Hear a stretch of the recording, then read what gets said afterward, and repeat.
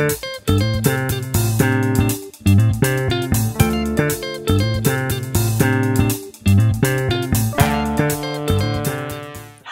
I'm Shelly Aristizabal, the creator of Cinch, and I'm going to show you how you can change the fit and or style of a garment.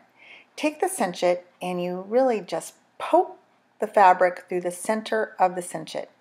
Then pull a bunch of the fabric through. I'm showing this on the inside.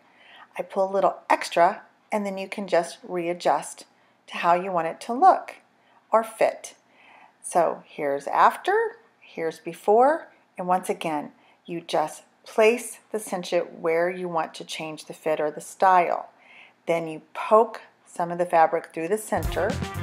I usually pull a bunch of the fabric through, and that's how it looks on the inside. And this is how you can create a different look on the outside. How will you cinch it?